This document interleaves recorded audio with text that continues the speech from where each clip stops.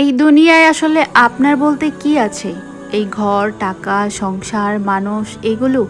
সব কিছুর আগে আপনি তো দুনিয়ায় আসার আগে কিছুই নিয়ে আসেননি। আর চলে যাওয়ার সময়ও কিছুই নিয়ে যেতে পারবেন না। তবু সারাদিন আমার সংসার, আমার টাকা, আমার মানুষ, এই আমার শব্দটাই আমাদের সবচেয়ে বড় ভুল বোঝায়। কোরআনে আল্লাহ তাআলা বলেছেন, জেনে রাখো দুনিয়ার জীবন তো খেলতামাশা সাজসজ্জা। তোমাদের মাঝে গর্ব, সম্পদ, সন্তান বৃদ্ধির প্রতিযোগিতা।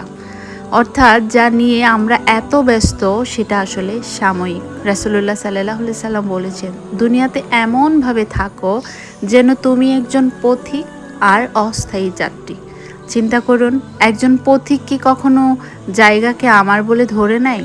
না, সে জানে এটা তার অস্থায়ী ঠিকানা। সংসার করবেন না এটা না, ভালোবাসবেন না এটাও কিন্তু না। কিন্তু মনে রাখা উচিত, দুনিয়ার এই সব কিছু আপনার আমার না, সব কিছু আল্লাহর দেওয়া আমানত।